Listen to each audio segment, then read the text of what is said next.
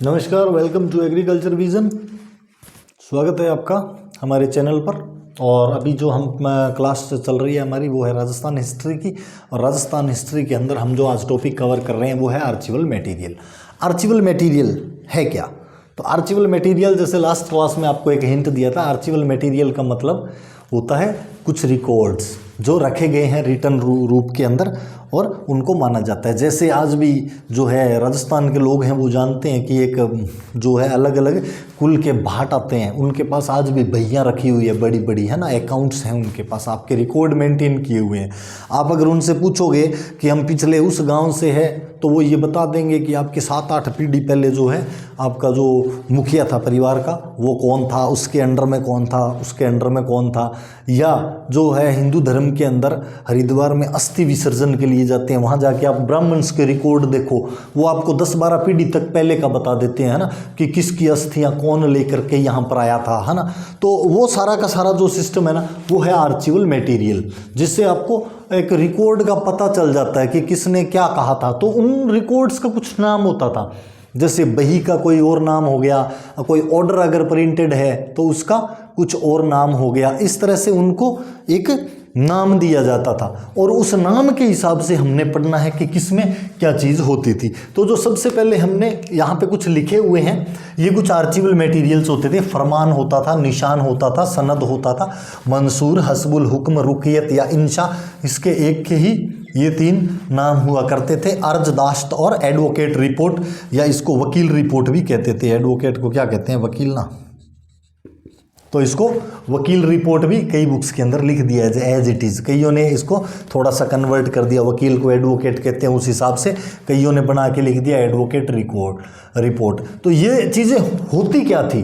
किसको कहते थे फरमान, किसको कहते थे निशान, सनद क्या था, मंसूर क्या होता, अर्जदाश्त, एडवोकेट रिपोर्ट से हम क्या समझते हैं, ये सारी की सारी चीज़ें हैं पढ़ने के लिए। जो क्वेश्चन रिलेटेड है वो इनसे ही रिलेटेड आता है कि इस चीज़ को क्या कहा करते थे। तो जो फरमान क्या था, सबसे पहले ये है कि फरमान क्या हुआ करता था। तो ये फरमान जो है ऑर्डर, और वो भी रिटन फॉर्म में एक ऑर्डर को लिख दिया जाता था। तो फरमान क्या होता था? Royal order. लेकिन ये रॉयल ऑर्डर किसके टाइम का रॉयल ऑर्डर? रॉयल ऑर्डर तो हमेशा से चलते आए हैं। तो ये जो मुगल्स के टाइम में जो मुगल एम्परर का खुद का एक रॉयल ऑर्डर होता था, जो मुगल एम्परर खुद जारी करता था एक रॉयल ऑर्डर, उस ऑर्डर को क्या कहते थे? उस ऑर्डर को फरमान कहा करते थे, है ना। तो royal order by Mughal emperor was known as फरमान। ये हो गया फरमान का सीधा सीधा। इसके बाद में आएगा निशान। अब फरमान ये था तो निशान क्या था? अब ये है कि भाई मुगल बादशाह है तो बादशाह ऑर्डर दे सकता है, पर थोड़ी बहुत पावर तो छोटे वालों के पास भी होती है। जैसे आज भी है, अपने कोई मिनिस्टर है ना, सरपंच भी है, तो उसके भी चेले चिमटे होते हैं, उनका भी छोटा मोटा ऑर्डर तो चलता है। तो उस हिसाब से अब बादशाह का ऑर्डर चलता है तो बादशाह के बाकी घर वालों के भी छोटे मोटे ऑर्डर तो चलेंगे।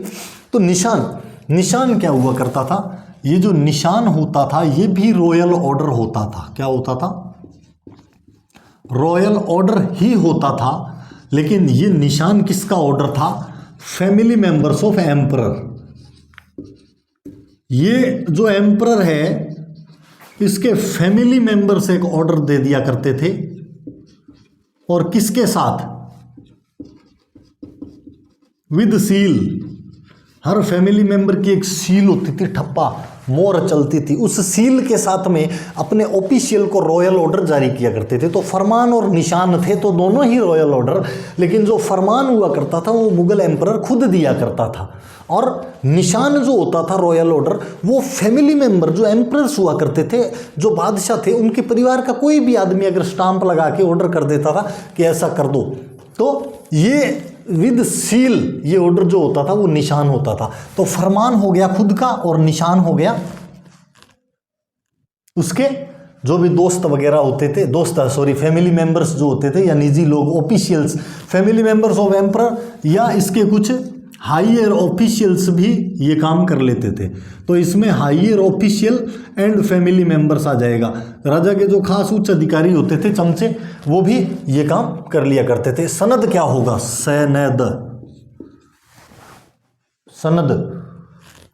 सनद का क्या मतलब होता है? सनद का मतलब जिससे कोई भी आदमी सहमत हो जाए। तो सनद होता क्या था? सनद होता था आज भी स्वीकृति। जैसे आज भी कोई जो प्रपोजल है, कोई कानून या प्रस्ताव वो पास होता है, पास होने के बाद में उस पर आगे चर्चा होती है। तो वैसे ही सनद किसको कहते थे? सनद होता था एक्सेप्टेंस बाई मुगल एम्परर। किस चीज का एक्सेप्टेंस? ये मुगल एम्परर स्वीकार कर लेता था, लेकिन स्वीकार करने के लिए कुछ होना तो चाहिए ना। सीधा थोड़ी कि तू स्वीकार कर ले, बोले के ठाक होनी, ऐसे तो नहीं हो सकता, है ना। जब स्वीकार करना है तो कुछ ना कुछ तो होना चाहिए स्वीकार करने के लिए, कि स्वीकार करना किस चीज को है। तो एक्सेप्टेंस बाय मुगल एम्परर किस चीज को स्वीकार किया करते थे? एक जो डोनेशन का एक प्रपोजल बनाया जाता था, है ना। Proposal of donation to subordinate, लिखो proposal of donation to subordinate. Subordinate यानी उनके अधीन जो सामंत हुआ करते थे, उनके जो ऑफिशियल, उनको कई बार उनकी सर्विस से खुश होकर के और किंग जो है एक प्रपोजल बनाता था कि यार इसको, इनको क्या दिया जाए इस बार, इनको किस चीज़ से सम्मानित किया जाए। जैसे आजकल होता है ना सर्टिफिकेट, मेडल देते हैं, तो उस टाइम सर्टिफिकेट का तो ये लोचा था नहीं। तो वो कहते थे यार इसको ऐसा क्या दें कि अपनी इसकी सेवा से खुश हो गए, इसकी सर्विस से सेटिस्फाइड हैं, तो इसको कुछ रिवार्ड करना चाहते हैं। तो जो मिनिस्टर्स होते थे वो प्रपोजल तैयार करते थे कि साहब इसको इतनी ज़मीन दे दो, किसी को कहते थे जी इसको 5 हाथी दे दो। तो ये जो डोनेशन टू सबऑर्डिनेट दिया जाता था उसको एक्सेप्टेंस मिल जाता था। जब बादशाह कहता था हाँ जी ये प्रपोजल आपका एकदम ओके है, हम इसको मानेंगे, तो उसको सनद कहा गया। तो ये क्या है? एक्सेप्टेंस बाय मुगल एम्परर किस चीज़ का? Proposal of donation to subordinate. Acceptance by Mughal emperor या acceptance of a proposal related to donation to subordinate by Mughal emperor was known as sanad. इसको सनद कहा जाता था। मंसूर, मंसूर, मंसूर तो रॉयल ऑर्डर मुगल देते थे, निशान रॉयल ऑर्डर ही था। ये भी, ये क्या करते थे? फैमिली दे देती थी या उसके बड़े बड़े अधिकारी दे देते थे। लेकिन जब बापू चौधरी हो ना, तो कई बार टाबरों का भी जी करता है कि यार बापू ही बापू चौधर करे, थोड़ी बहुत आप ही कर लिया। हुए नहीं? तुम्हारे घर में भी कोई नौकर चाकर रखे, थारो जी करे भाई बापू शाम ने बोतल मंगावे, कोल्ड ड्रिंक तो आप ही मंगा लिया करूँ, कहीं तो लेवल दिखावा।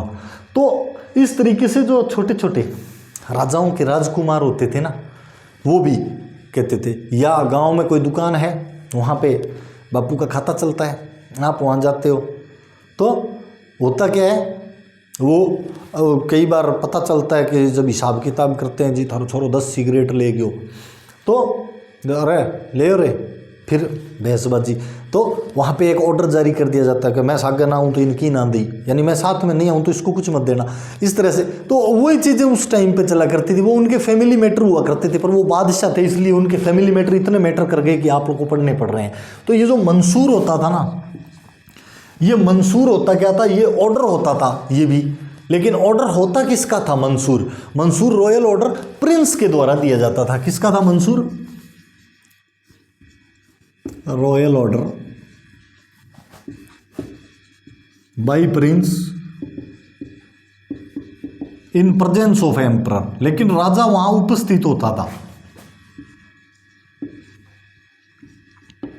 यानी ये भी कहा गया था कि बाल हट को सीधा नहीं मानना है भाई।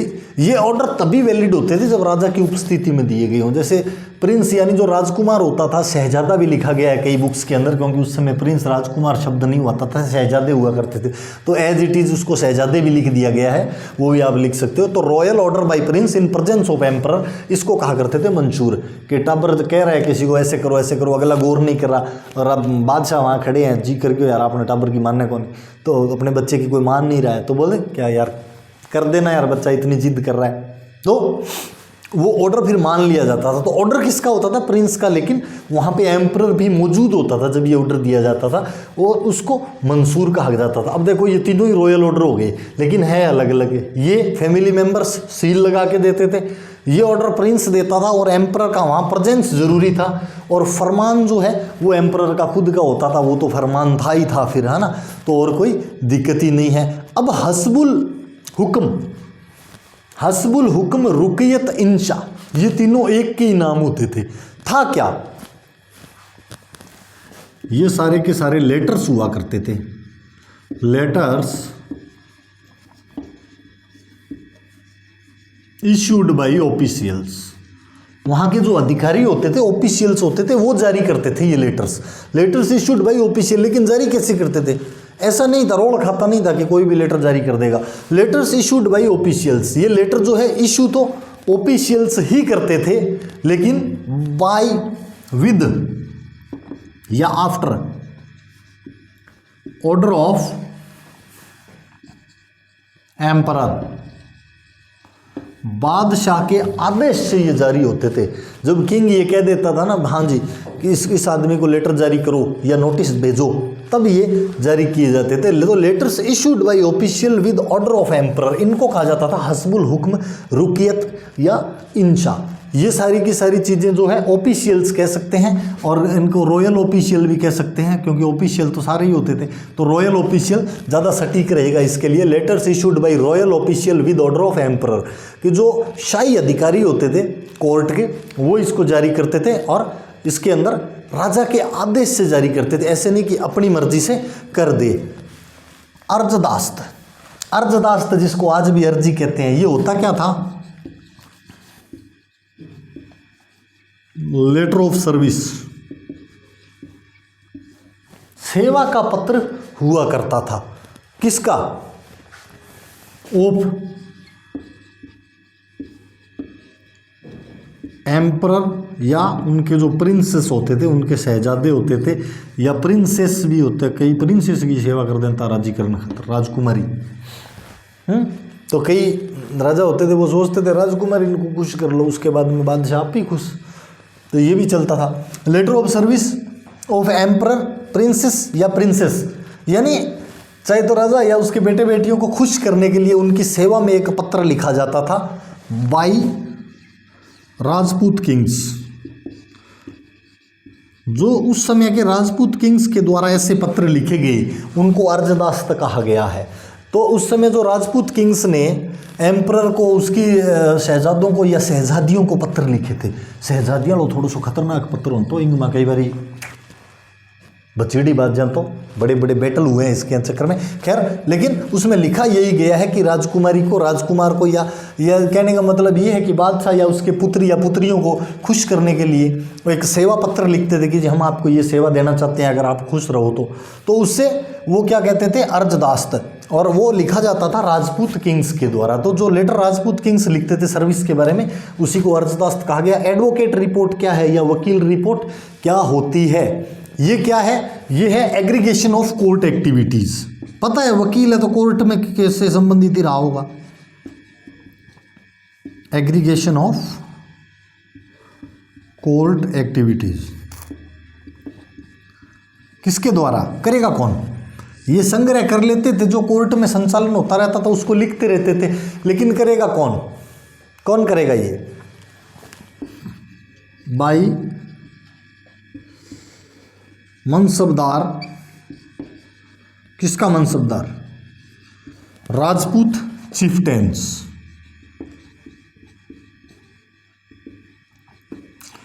तो ये जो राजपूत सरदार होते थे, चिफ्टेन्स का मतलब होता है सरदार। तो जो राजपूत सरदार होते थे ना, वो क्या करते थे? वहाँ जो कोर्ट के अंदर इंक्वायरी चलती थी उसको, या तो वो उनके खुद वहाँ जाकर सेवा में होते थे तो वो खुद नोट करते थे, नहीं तो उनके द्वारा छोड़े गए कुछ मनसबदार होते थे, तो वो ये मनसब जिनको प्रदान किया जाता था, मनसबदारी सिस्टम जो शुरू किया था मुगलों ने, वो सबको एक मनसब दे देते थे कि तू इतने गांव संभालेगा, तेरे पास इतनी सेना रहेगी, इतने घुड़सवार रहेंगे, इतने हाथी वाले रहेंगे। इस तरीके से वो एक उन्होंने पूरा सिस्टम बनाया हुआ था। तो advocate report aggregation of court activities by mansabdar या राजपूत चिफ्टेन। अब या तो मनसबदार लिखा करते थे कोर्ट की कार्रवाई की, हाँ जी ये फैसला होने वाला है, आज प्रोसीडिंग ऐसे चल रही है, या को जो राजपूत सरदार वहाँ पे तैनात होते थे, जो मुगलों की सेवा में चले गए थे, उनको ये कार्यभार दिया गया था, उनको ये ड्यूटी दी गई थी कि आपको कोर्ट की पूरी डिटेल लिख के रखनी है कि कौन सी तारीख को हम कौन सा फैसला ले रहे हैं। तो ये आपके हो गए फरमान। रॉयल ऑर्डर किसके द्वारा हुआ करता था? मुगल एम्परर खुद का निशान रॉयल ऑर्डर था ये भी, लेकिन करता कौन था? ये करते थे जी राजा जी के परिवार वाले, है ना। राजा की चल तो थोड़ी घनी रानियाँ की चलनी चाहिए, भाई बंधुओं की भी उसके थोड़ी बहुत चलनी चाहिए। तो ये जो किंग के फैमिली मेंबर और हायर ऑफिशियल होते थे विद सील, मोहर के साथ, पक्का आदेश जारी किया करते थे। वो निशान होता था सनद। क्या था? सनद होती थी स्वीकृति। सनद का मतलब स्वीकृति। Acceptance by Mughal emperor, donation to subordinate. किसके बारे में कि किसको क्या दान देना है, उस पे जब एम्परर अपनी एक्सेप्टेंस दे देता था वो सनद कहलाता था। मंसूर क्या होता था? जब बापू की चलेगी तो थोड़ी बहुत पुत्र की भी चलेगी। वही बात रॉयल ऑर्डर बाय प्रिंस। ये ऑर्डर जो है ये प्रिंस दिया करता था इन प्रेजेंस ऑफ एम्परर, लेकिन बापू का वहाँ होना मौजूद था, नहीं तो इस ऑर्डर को कोई मानता नहीं था। बापू जब वहाँ मौजूद हो तभी इसको मान्यता मिलती थी। हस्बुल हुक्म, रुकियत और इंशा, ये तीन नाम एक ही चीज़ के थे। Letters issued by royal official, क्या थे? लेटर्स थे, रॉयल ऑफिशियल लिखा करते थे with order of emperor. Emperor का ऑर्डर होना जरूरी था, ऑर्डर से लिखते थे, अपनी मर्जी से नहीं लिख सकते थे। अर्जदास्त क्या था? लेटर ऑफ सर्विस हुआ करता था, एक सेवा पत्र भेजा करते थे। एम्परर को भेजते थे, प्रिंसेस को भेजते थे, और कभी कभी प्रिंसेस को भी भेज देते थे। भेजता कौन था? राजपूत किंग्स भेजा करते थे कि इस तरह की सेवा हम आपकी करना चाहते हैं, अगर आप लेना चाहो तो। और इसको अर्जदास्त कहा गया। एडवोकेट रिपोर्ट या वकील रिपोर्ट, पता है वकील कहाँ होता है? कोर्ट में होता है। एग्रीगेशन ऑफ कोर्ट एक्टिविटी, लेकिन वहाँ उनके वकील कौन थे? या तो वो मनसबदार लिखा करते थे या राजपूत चीफ्टेंस। चीफ्टेंस का मतलब सरदार होता है, बहुत अच्छा शब्द है, हिस्ट्री के अंदर बार बार आएगा। राजपूत चीफ्टेंस, राजपूतों के लिए ये चीफ्टेंस ही इस्तेमाल किया गया। अंग्रेजों ने भी यही किया था। मुगलों के टाइम की हिस्ट्री भी अगर इंग्लिश में पढ़ रहे हैं, इंग्लिश मीडियम वाले, तो चीफ्टेंस ही यूज होता है। Aggregation of court activities by mansabdar या राजपूत चीफ्टेंस, ये जो है सारा का सारा सिस्टम ये आपके आर्चिवल मटेरियल के अंदर आता है।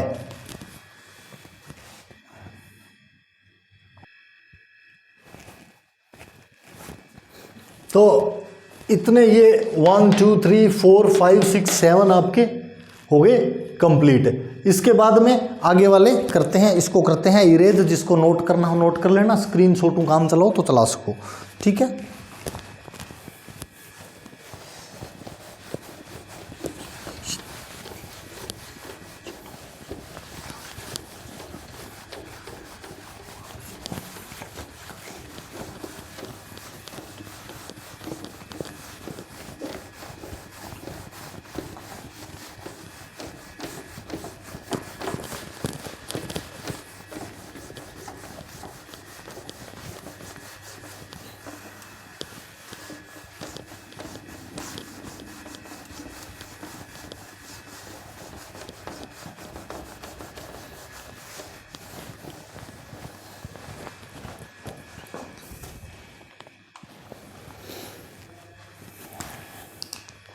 इसके बाद में आएगा हकीकत बही। नेक्स्ट जो है वो है, एक था हकीकत बही, ठीक है। एक थी हुक्मतारी बही, हुक्मतारी बही।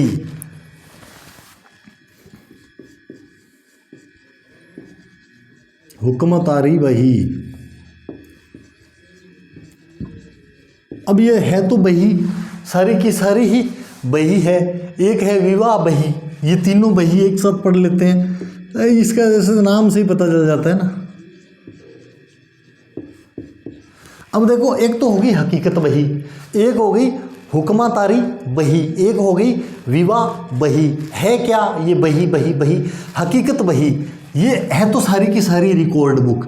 बही शब्द जहाँ आ जाए ना, वो रिकॉर्ड बुक ही होती है ना। बही का मतलब ही रिकॉर्ड बुक होता है, सीधी सी बात ये है। तो ये है तो सारी की सारी क्या? रिकॉर्ड बुक, लेकिन अलग अलग चीज़ की रिकॉर्ड बुक है ये। जैसे हकीकत बही, ये हकीकत बही जो है ना, ये रिकॉर्ड बुक किस चीज़ की है? डेली डाइट ऑफ किंग, यानी जो राजा के डेली कार्य होते थे, खाना पीने का खर्चा वगैरह, वो जो है वो हकीकत बही होती थी, डेली डाइट ऑफ किंग। इसको इस तरह से लिखा गया है, सभी बुक्स के अंदर यही है, डेली डाइट ऑफ किंग्स।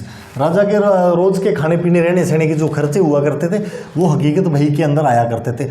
हुक्मतारी बही क्या हुआ करती थी? हुक्मतारी बही ये होती थी कि जो राजा के ऑर्डर्स हैं, राजा ने जैसे आज कोई आदेश जारी कर दिया तो वो आदेश कहीं गुम ना जाए। पहले इतना मतलब शाणे होते नहीं थे कि इसकी फाइल बना लो या इसी कागज़ में छेद करके और रख दो। हकीकत में ये छोटी सी चीज़ थी कि उसी चीज़ में छेद करके और उसको संभाल के रखा जा सकता था ना, पर ये माइंड सेट नहीं होता था। जैसे आज भी जैसे बताते हैं ना कि शुरू में जब ट्रैक्टर आया था ना, तो सर्दी के अंदर वो स्टार्ट नहीं होते थे लड्डे, तो सुनने में आता है, जो मतलब बड़े बुजुर्ग हैं 65-70 साल के, वो बताते हैं कि हम लोग क्या करते थे कि एक तगारी के अंदर अंगारे लिया करते थे और उसके नीचे रखते थे, वो अंगारे ख़त्म हो जाते फिर दोबारा रखते थे।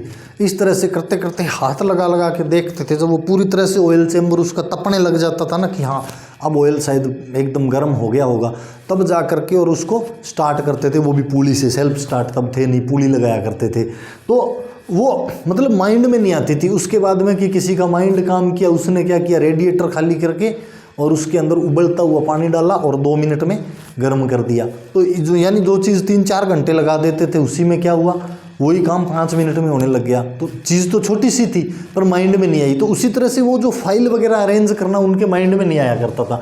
तो ये जो हुकमतारी भाई है ना, रिकॉर्ड बुक हुआ करती थी और इसके अंदर होता क्या था, एम्परर्स ऑफिशियल ऑर्डर्स कॉपी किए जाते थे। वो कहता था ठीक है ये आदेश तो मैंने जारी कर दिया, ओला कागज और बही में लिख दी ऐसा का ऐसा। तो वो क्या करते थे, वो उस बही के अंदर फिर ऑर्डर किया जाता था। विवाह बही आपको पता है, जैसे आजकल मुंता वगैरह लिखते हैं, ये तो आज भी चल रही है। इसके अंदर मैरिज एक्सपेंसेस लिखे जाते थे। किसके मैरिज एक्सपेंसेस लिखे जाते थे, रॉयल फैमिली के, क्योंकि आम आदमी के तो मैरिज में वो एक्सपेंस था ही नहीं। लुक छिप के तो बापड़े करते थे भाई, कोई चक्के ना ले जाए, है ना, तो घोड़ी पे चढ़ने नहीं देते थे, उनकी तो दुर्गति थी ही थी।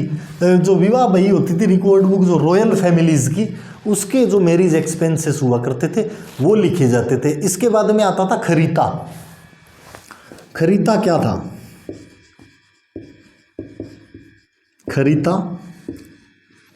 खरीदते होते थे letters written by Kings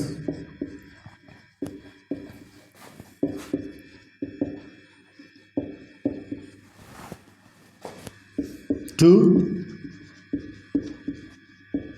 another king या अदर किंग्स लिख दो। जब एक किंग दूसरे किंग को पत्र लिखा करता था, या one ruler to another ruler भी लिख सकते हो, तो उसको खरीता कहा जाता था। यानी जब एक शासक दूसरे शासक को पत्र लिखता था वो खरीता होता था। ये जरूरी नहीं कि राजा कोई 10 ही नहीं लिख दियो कोई, तो वो खरीता नहीं, वो खरीता नहीं होता था, वो प्राइवेट पत्र हुआ करता था। Kharita letters written by kings to another king, एक शासक शासकीय कामों से दूसरे शासक को जो पत्र लिखता था उसको क्या कहा करते थे, खरीता कहा करते थे। अखबारात, अखबार शब्द यहां से निकला है, अखबारात, अखबारात, अखबार शब्द यहां से निकला है। इसके अंदर क्या हुआ करता था, इसके अंदर डेली अचीवमेंट्स,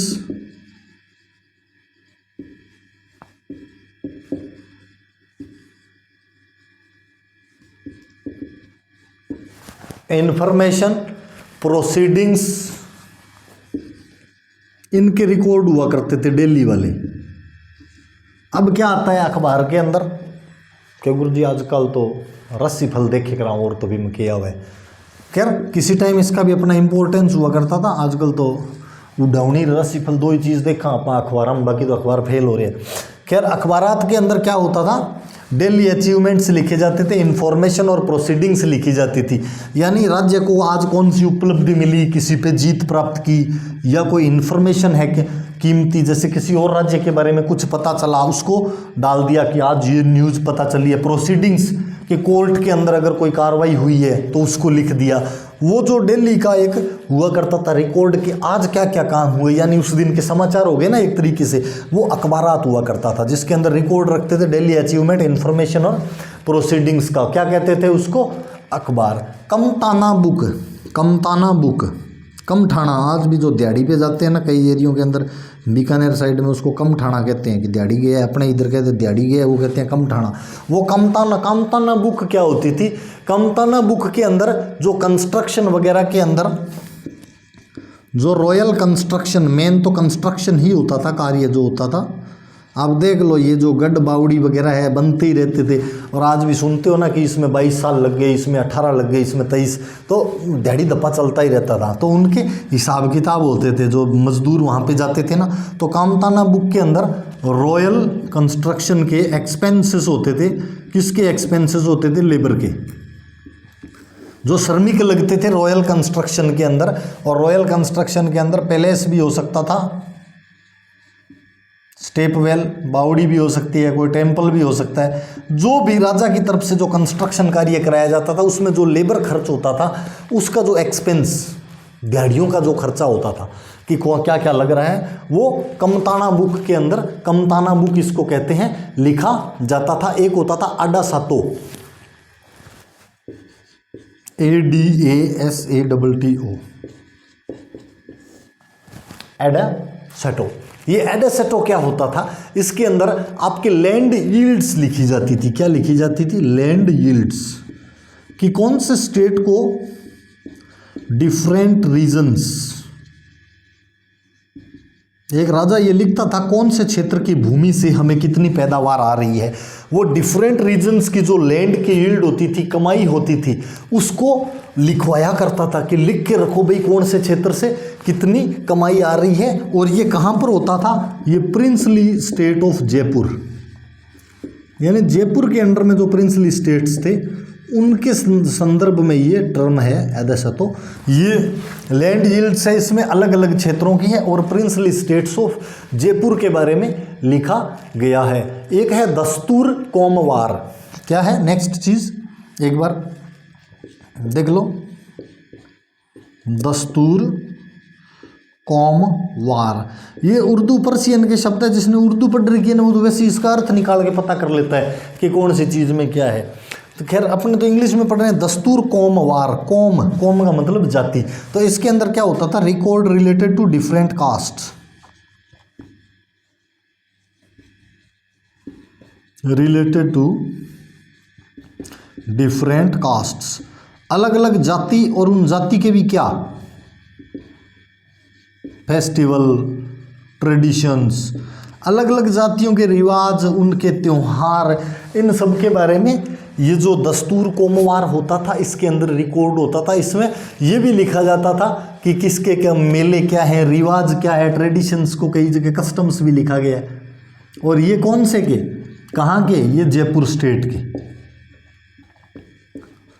जयपुर स्टेट के जो दस्तूर कोमवार है उसके अंदर record related to different caste, यानी उनके फेस्टिवल, कस्टम्स, और जो जयपुर स्टेट के अलग अलग कास्ट रहती थी उनका विवरण किसके अंदर हुआ करता था?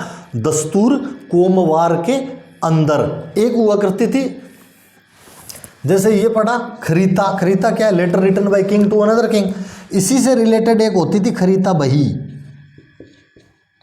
खरीता बही, तो खरीता बही के अंदर ये पत्र नहीं होते थे, इन पत्रों की कॉपी मारी जाती थी। जैसे अभी मैंने कहा उनको फाइल मेंटेन इतना मतलब समझ नहीं थी कि ये कह दे कि भाई सुराख काट गए, कोई तार तूर टपा के रख दो।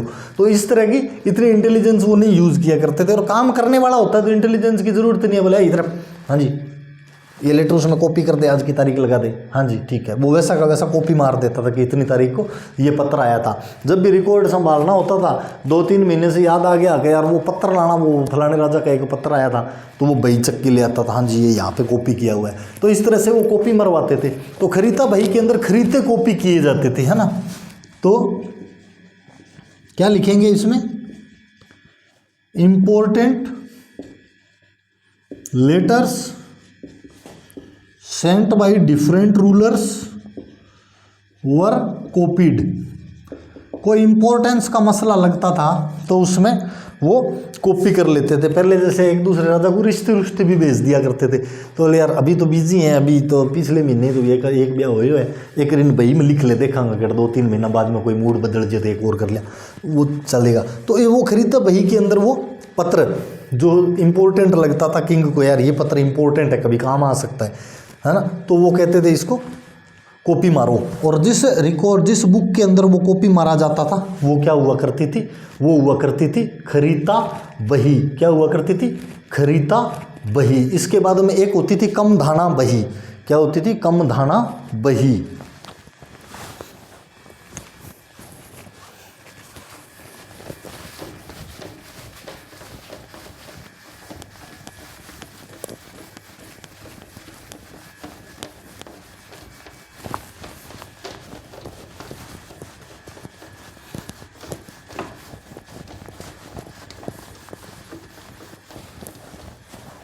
कामा धना या कम धना, जैसे प्रोनाउंसिएशन सबके अलग अलग होते हैं।